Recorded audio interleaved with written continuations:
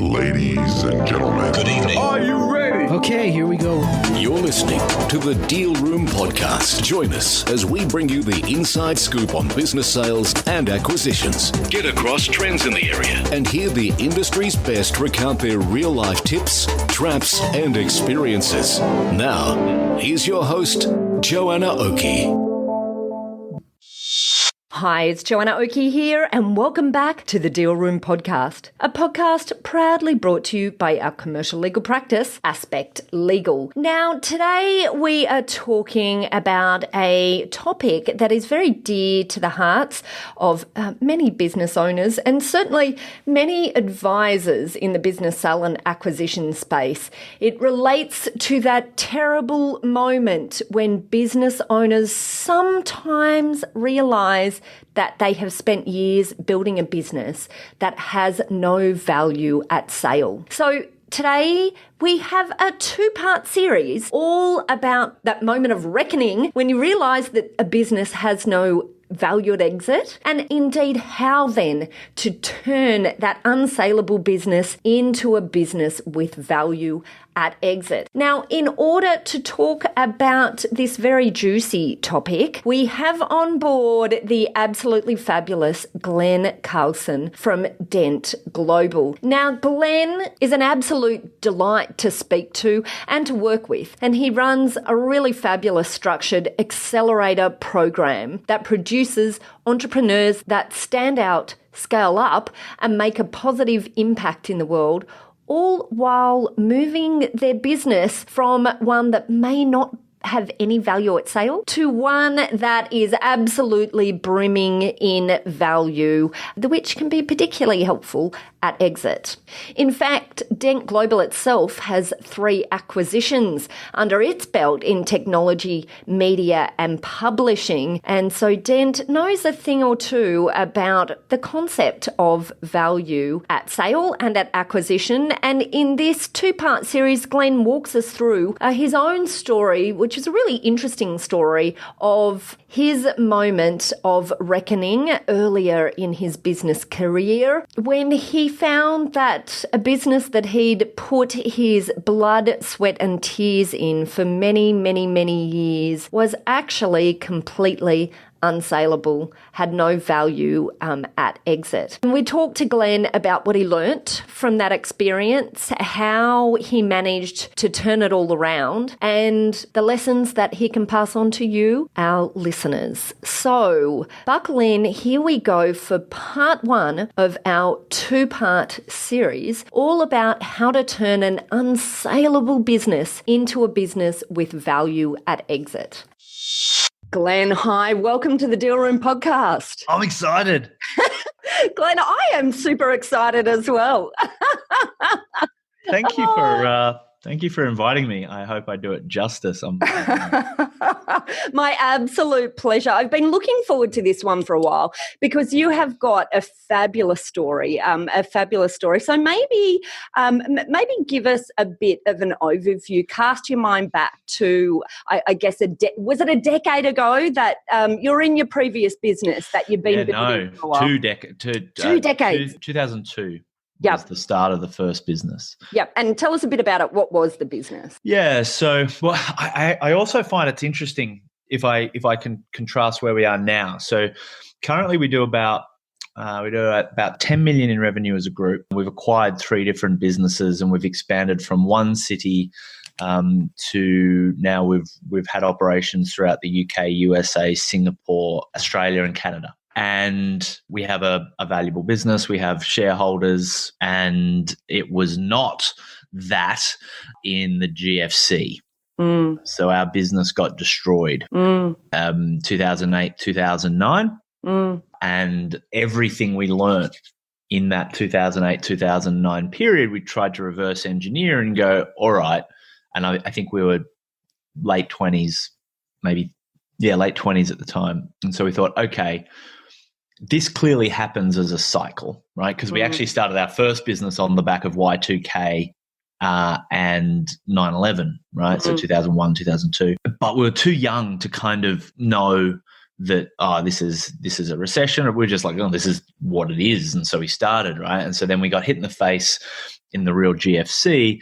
And then we thought, okay, how would we want to design our business to become valuable, scalable, but also resilient the next time, the economy kind of falls off a cliff. So if I go all the way back to the first business, I mean, essentially, Joanna, we were promoters. We'd promote speakers.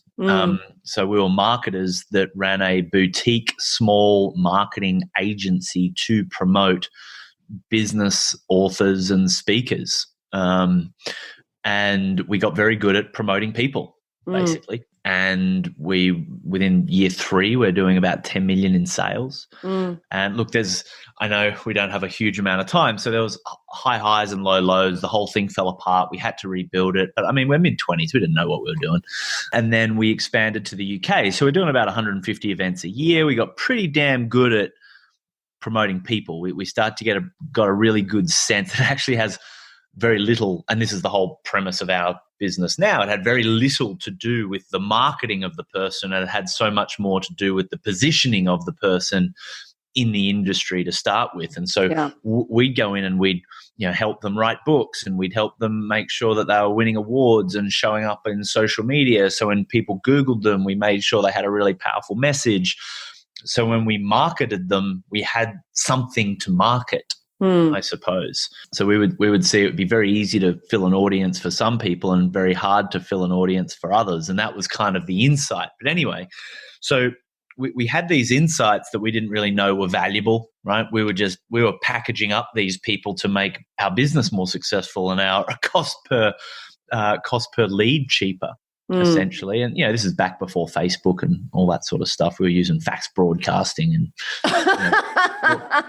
broadsheet newspaper advertising, old school. Yeah. And then we expanded to the UK. And at the time, we were running about 4 or 5 speakers. So we were promoting some people back in Australia. We were promoting some people in the UK.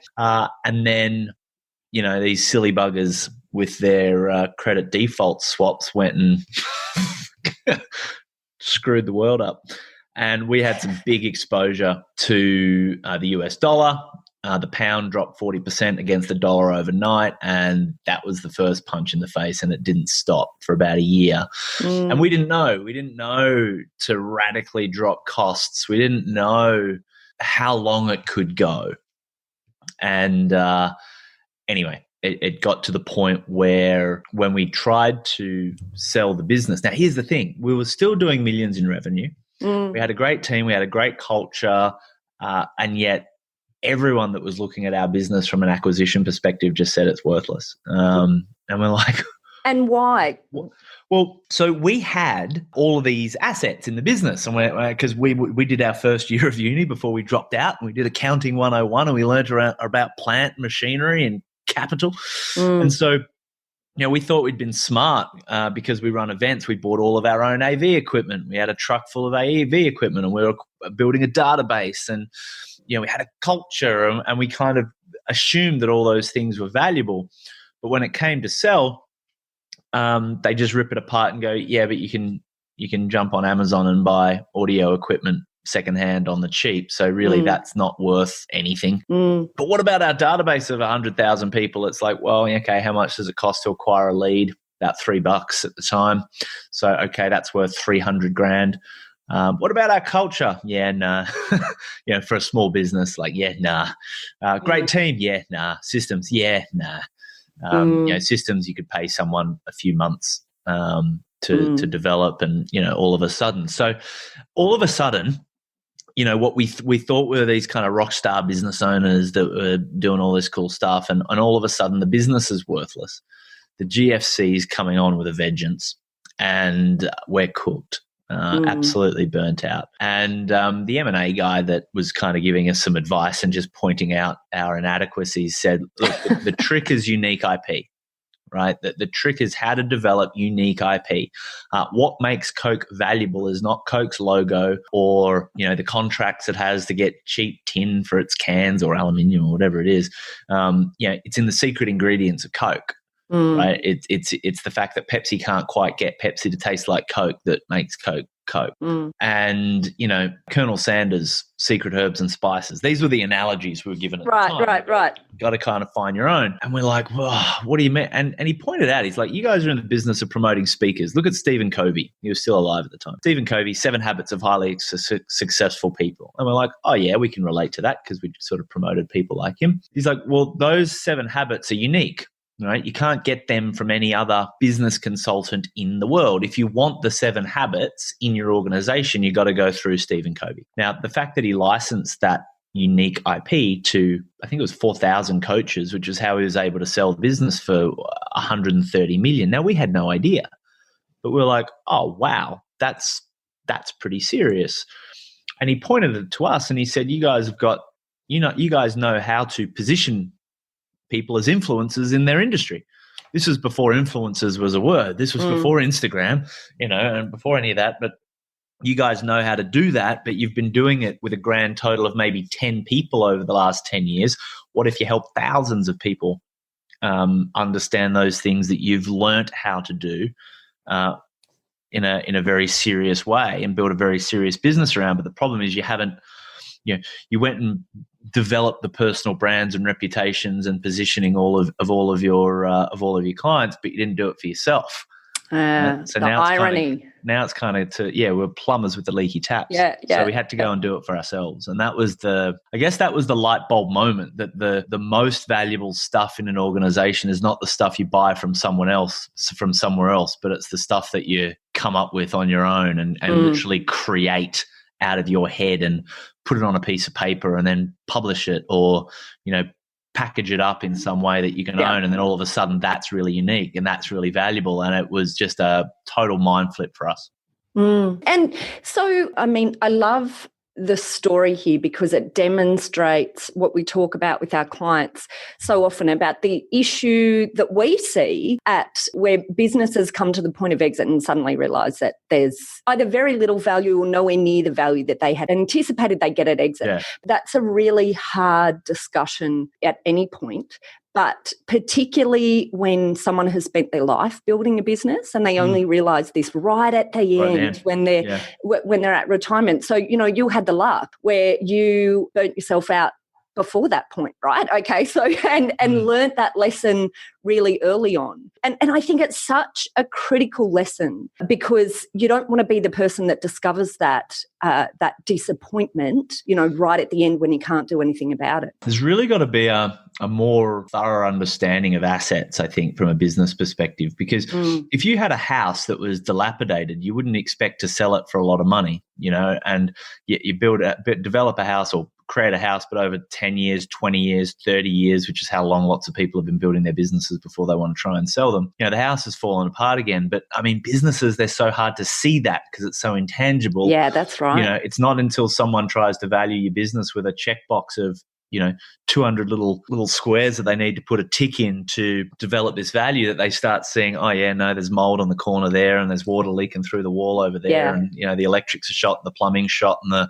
the foundation's cracked and it's like, whereas at least in a property it's visually arresting. Yeah. If you've got an asset deficiency, where the asset deficiencies in businesses tend to be hidden unless you're actively looking to, document, codify, benchmark all the different kind of categories of assets you've got in your business. But look, I hear of it all the time as well. One of the things that I say to people is, look, your business value will double the moment you go away for 6 months and it still makes money. Yeah, 100% correct, because I think what happens, and this discussion that we're having about the disappointment at exit, I have time and time again with business brokers and corporate advisors who are working with business owners at exit, right? So they totally get it. But businesses are really slow to understand it. And I think the reason is because the mechanics of running a business, and you sort of alluded to it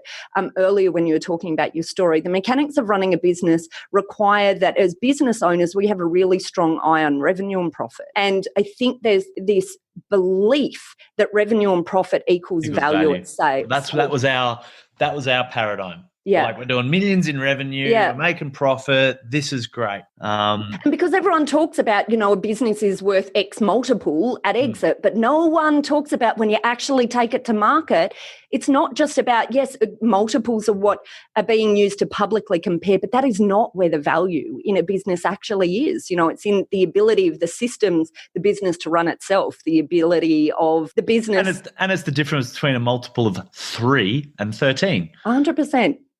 Yeah, absolutely. It's what makes up that little multiple. Those two little lines that cross over. There's a lot in that multiple. Yeah, absolutely. Okay, so in how you work with businesses now, you see a lot of businesses. So I guess you have the opportunity to see across industries and across many, many businesses. So before businesses coming into you, when you initially see businesses, how many businesses do you think in SMEs we're talking about here are caught in this reality of having a business that probably has very little value at sale? 99.5%. Yeah. I mean, you got to look. I mean, I think 1,000 businesses sell a year in Australia, and the vast majority of those are sort of corporate mergers, acquisitions, spin-off, things like that. The amount of small businesses that actually sell. I mean, the moment that most people get their head around the fact that a business isn't really worth anything. And look, when I say sell, I'm saying why bother unless it's going to be a life-changing amount of money, right? And for most businesses to be worth being bought, they've got to be doing about 10 million in revenue, 2 million in profit, or it's just not worth the paperwork, And if they do sell it, it's certainly not for a life-changing amount of money. Yeah. Right. Unless there's some radical, unique thing that you have that a big company wants, like they're buying your talent, but that's, typically you'll be doing much larger. You'll be at a much larger level than the SME than just that. So no, I find that the vast majority of businesses just aren't even close to being saleable. Most businesses that I see have been cobbled together out of a business owner kind of reacting to market forces and just trying to build a job and then build a business and, put their kids through school and they're kind of reacting to the noise of the market and the business and team and systems and processes and government and tax. And it's just this big reaction.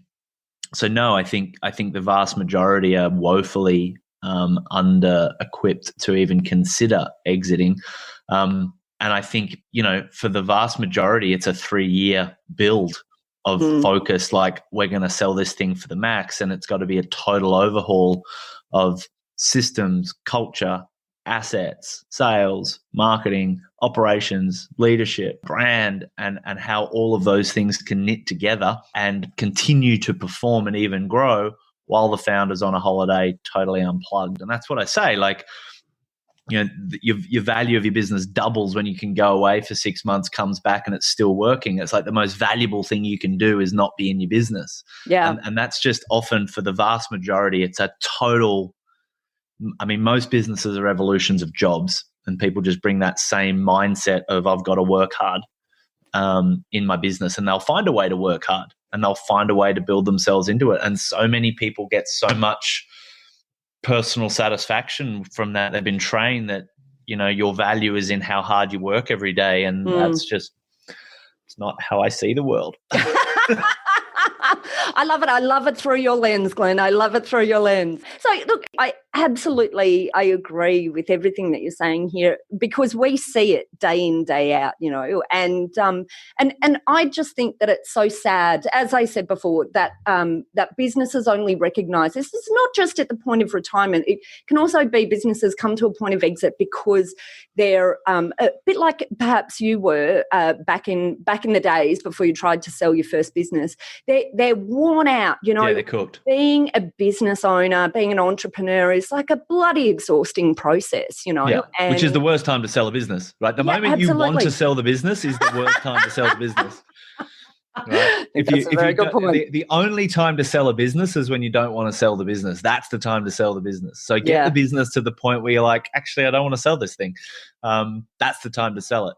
Because it's running so smooth without the the effort and the energy that's driving you. Why would someone else want the piece of shit that's run you into the ground? Yeah. I'm with you. I hear you.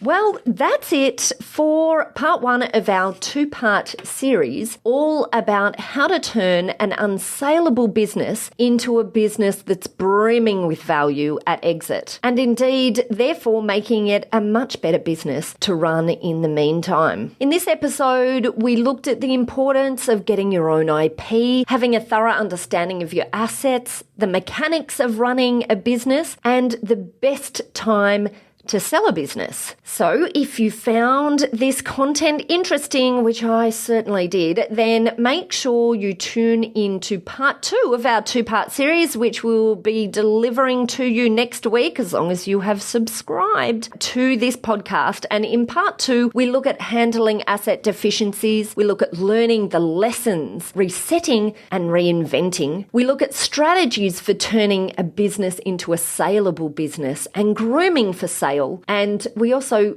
talk about the fastest way to create a breakthrough. Now, if you'd like to learn more information about this topic, or indeed if you would like to find out how to contact Glen or get involved in his program at Dent Global called KPI, Key Person of Influence, then just head over to our website at thedealroompodcast.com or to the show notes, and there we will link straight through to Glen and Dent Global, and you'll also there be able to download a transcript of this podcast episode if you're one of those people who really likes the detail and wants to read through it in detail. Well, we have the transcript for you. There you'll also find details of how to contact our lawyers at Aspect Legal if you or your clients would like to discuss any legal aspects of gearing your business up for an exit, or indeed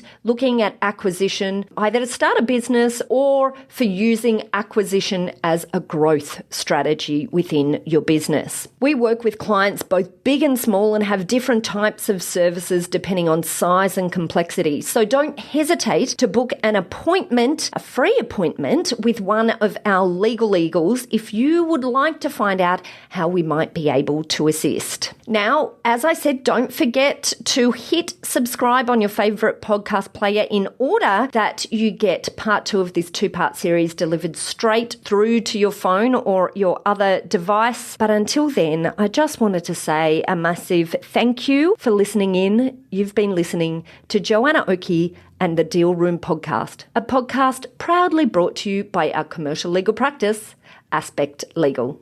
See you next time. Ladies and gentlemen. That will conclude this evening's entertainment.